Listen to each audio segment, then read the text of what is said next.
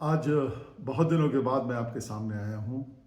क्षमा करेंगे आप। दरअसल पिछले काफ़ी दिनों से मैं थ्रोट इन्फेक्शन से परेशान था। अभी भी पूर्णतः ठीक नहीं हूँ, लेकिन फिर भी कुछ ऐसे ज्वलंत मुद्दे आ गए हैं देश के अंदर कि मुझे लगा कि आप लोगों के सामने मुझे अपना विचार रखना बहुत ज़रूरी है। नमस्कार, मेरा नाम उदय तिवारी है और आज मैं यूजीसी से जुड़े कंट्रोवर्शियल मुद्दों के बारे में बात करना चाहूँगा। यूजीसी मतलब university grant commission. University grant commission बनाया गया कि देश के कॉलेजेस में, यूनिवर्सिटीज़ में वित्तीय सपोर्ट देने के अलावा कॉलेज और यूनिवर्सिटीज़ के अंदर क्या क्या गतिविधियां होती हैं, उसमें कुछ सजेशन देना, उसमें कुछ सुधार करना और उसमें कुछ एडमिनिस्ट्रेटिव कंट्रोल करना, ये उनका मेन उद्देश्य है। अभी जो यूजीसी एक नया बिल लेके आई है, यूनिवर्सिटी ग्रांट कमीशन, पूरे देश में तहलका मचा है। जहाँ तहाँ धरने प्रदर्शन हो रहे हैं और विद्यार्थियों में बहुत ज़्यादा रोष है, विशेषकर वैसे विद्यार्थी जो अनारक्षित वर्ग से या जनरल कैटेगरी से आते हैं।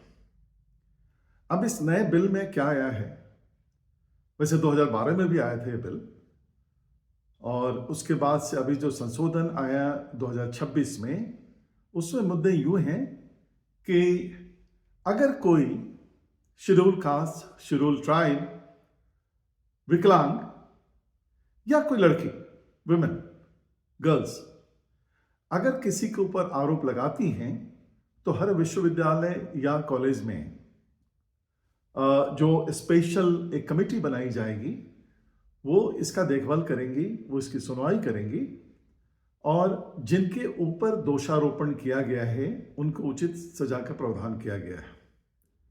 न उससे परेशानी क्या है? बिल्कुल सही है, अगर कोई दोष लगाता है और वो आदमी दोषी सिद्ध होता है तो उसको सजा मिलनी चाहिए। लेकिन कंट्रोवर्सी कहाँ से पैदा हो गई?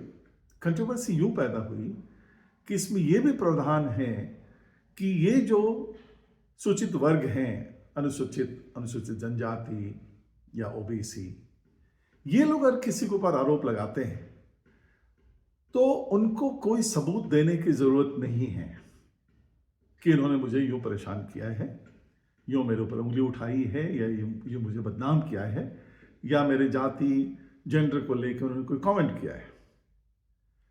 भाई, ये मेरे समझ में नहीं आता है कि अगर आपको सबूत नहीं देना है और कल के दिन में यह साबित हो गया कि आपने जानबूझ के किसी निर्दोष व्यक्ति को फंसाने की कोशिश की है, तो कुछ रिवर्स एक्शन भी होना चाहिए।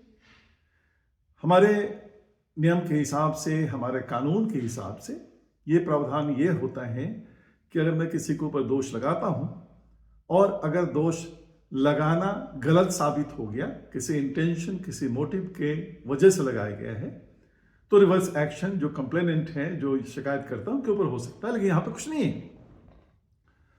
अब इसको यूं देखिए कि कल के दिन में कोई स्टूडेंट, लड़का हो या लड़की हो, उन्होंने किसी ऐसे वर्ग के लिए दुश्मनी निकालने की कोशिश की है जो अनारक्षित हैं या सवर्ण हैं या जो जनरल कैटेगरी से आते हैं। उनसे उन्होंने कहा कि भैया, आपने अपना जो मेहनत से नोट्स बनाया है वो आप मुझे दे दीजिए, और उससे मना कर दिया क्योंकि मैंने कोशिश की है, मैंने मेहनत किया, मैं तुम्हें नहीं दूंगा। इसको मुद्दा बना के बदला निकालने के लिए कुछ उसके ऊपर दोषारोपण किया जा सकता है और वो बेचारा सजायाफ्ता हो जाएगा। कोई टीचर, कोई जाके ऐसे लोग जो आरक्षित हैं इस प्रावधान में, उस टीचर से उन्होंने कहा कि आपको तो मुझे ज्यादा नंबर देना पड़ेगा। वो टीचर बेचारा, वो अनारक्षित वर्ग से, जनरल कैटेगरी से है, सवर्ण है, उसके ऊपर उसने कोई दोष लगा दिया तो उनको तो सजा हो जाएगी। और ये बेचारा अगर साबित भी करता है कि नहीं, मैं इस दोष में शामिल नहीं हूं, इस गलती में शामिल नहीं हूं, तो जिन्होंने कंप्लेन किया है उनको कोई सजा नहीं होगा। ये बिल्कुल ना उचित है।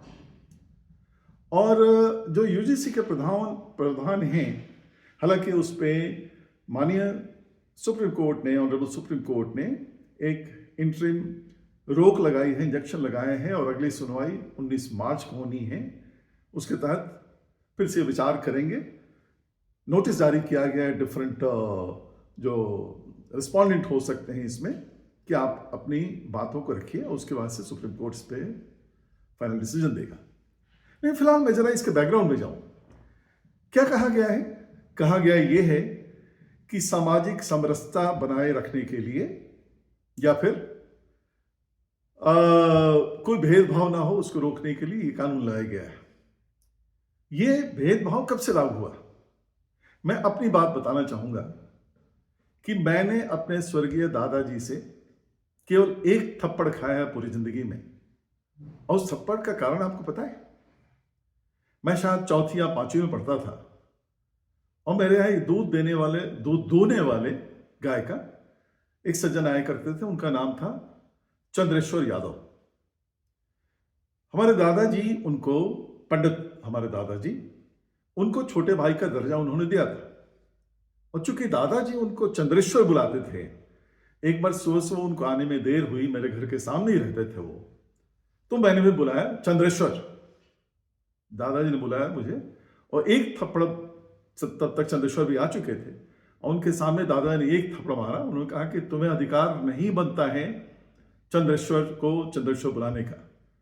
मैं इसको इसलिए बुलाता हूं कि मेरा छोटा भाई है और ये तुम्हारे दादाजी का समकक्ष है, इसलिए तुम्हें चंद्रेश्वर बाबा ही बुलाना पड़ेगा। तो ये हमारे गांव की रीति रिवाज थी।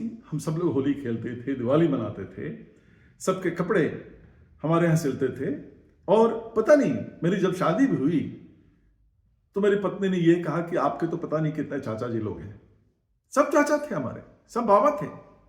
इसलिए वो चाहे किसी भी जाति विशेष से आते हो, किसी भी वर्ग विशेष से आते हो, हमारा एक रिश्ता होता था, गांव का रिश्ता होता था। और गांव का रिश्ता घर के रिश्ते से कहीं भी कमजोर नहीं होता था। हालांकि मेरे बाबा जी, मेरे दादाजी एक छोटे मोटे जमींदार थे अपने समय के, लेकिन उन्होंने सबको अपना भाई, अपना भतीजा समझा और वही रिश्ता हमने, वही सम्मान हमने उनको दिया। अब जहां तक भेदभाव की बात है, उसके पीछे कहीं ना कहीं बैकग्राउंड कुछ होता है। मुझे पढ़ने लिखने का बड़ा शौक था और इस उम्र तक मैं कुछ पढ़ता आया, किसी कॉलेज में नाम लिखाया, और इसमें जो मेरा लास्ट एजुकेशन हुआ था उसमें एक हमारे टीचर थे जो आरक्षित वर्ग से आते थे। और पहली मुलाकात मैंने हमेशा से अपने गुरुओं का पांव छुआ है, वो चाहे जिस जाति से आते हो, क्योंकि गुरु भगवान तुल्य होते ही हमें बताया गया है।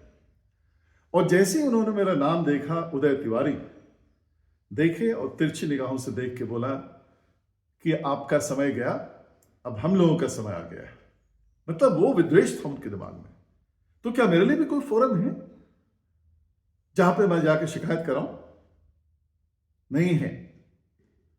हालांकि ये बात अलग है कि वो टीचर हमारे बाद में सबसे प्रिय हुए और मैं उनके सबसे प्रिय शिष्य हुआ, क्योंकि मैं अपने मेहनत, लगन, ईमानदारी से मैंने उनका विश्वास जीता और मैं ये साबित करने में सफल हुआ कि नहीं, मेरे अंदर कोई भेदभाव नहीं है, आप किसी भी जाति विशेष, वर्ग विशेष से आते हो।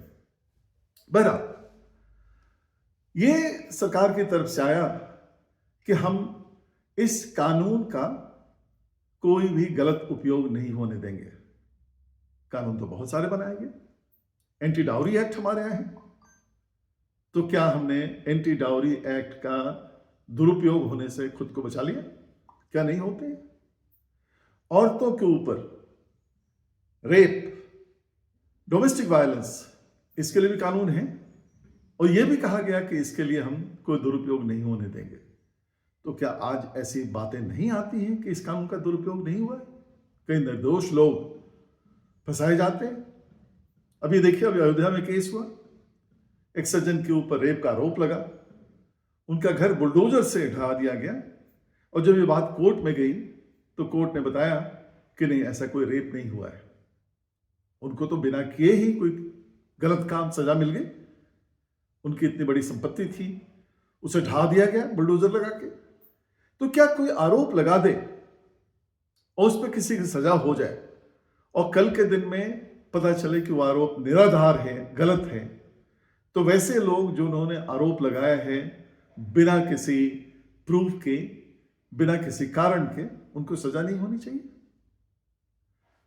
भाई मैं तो यह बताऊंगा कि कॉलेज में यूजीसी में जो कुछ प्रावधान आए हैं इससे कोई समाधान नहीं होने वाला है। इसमें देखिए, मेरे मोहल्ले में, मेरे सामने पार्क में पता नहीं 2500-3000 बच्चे खेलते हैं आपस में एक दूसरे के साथ। मुझे नहीं पता कि वो किस जाति के आते हैं, उन बच्चों को नहीं पता है कि वो किस जाति के हैं, लेकिन अगर उनके दिमाग में बात बिठा दी गई कि बेटा तुम जब कॉलेज में जाओगे तो ये जो जाति विशेष के लोग हैं उनसे तुम्हें बदला निकालना है, क्योंकि वो तुमसे कहीं आगे मत बढ़ पाए।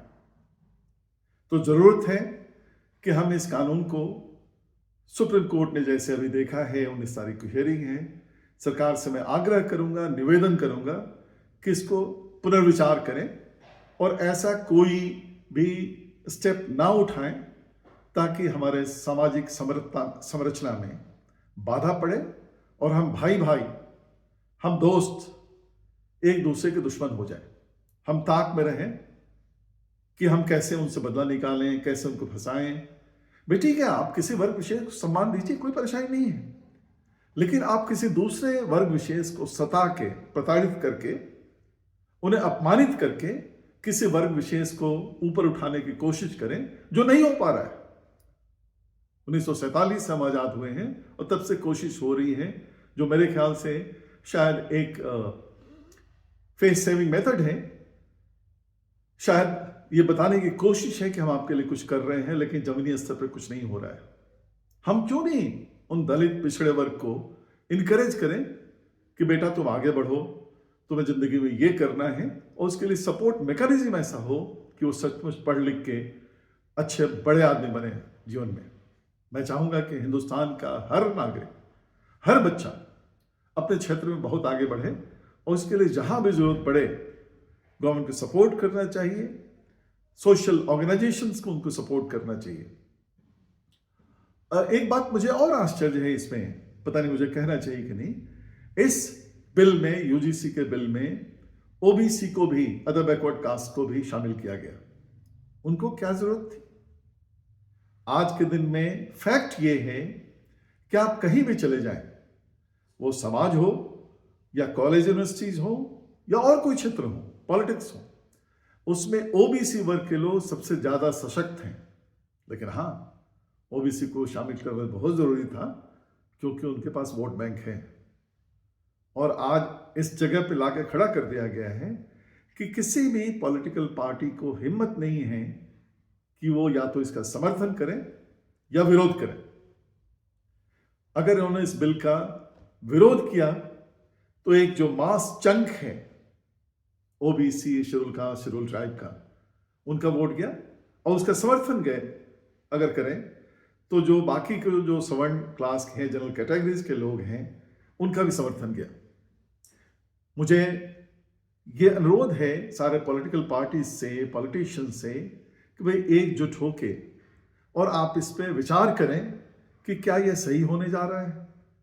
इससे क्या, इसके समर्थन से क्या जो रिजर्व कैटेगरी के लोग हैं उनको सचमुच क्या फायदा होने जा रहा है, या आप अपने पॉलिटिकल माइलेज के लिए सबको लड़ा के और अपना वोट स्ट्रांग करना चाहते हैं ताकि आप आगे भी सरकार में बनते आए। देश सर्वोपरि है, सत्ता तो आती जाती है, राजनीतिक दल ऊपर नीचे बढ़ते रहते हैं, लेकिन अगर देश गया तो हम सब लोग हैं। इसलिए जरूरी है कि हम सब लोग मिल विचार के ये फाइनली डिसाइड करें कि हमें इसमें क्या करना है। धन्यवाद। आपसे आग्रह है कि इस वीडियो को मैक्सिमम लोगों तक शेयर करें, सब्सक्राइब करें अभी तक अगर आपने नहीं किया है तो, ताकि ये बातें लोगों तक फैलें और देश के हम हर नागरिक, वो चाहे रिजर्व कैटेगरी से आते हो या जनरल कैटेगरी से आते हो, हम सब एक साथ रहें और अपने आप को समर्पित करें देश के विकास के लिए। बस यही मेरा अंतिम निवेदन है आपसे। नमस्कार। आप लोग ठीक रहिए, जिंदगी मौज में काटिए।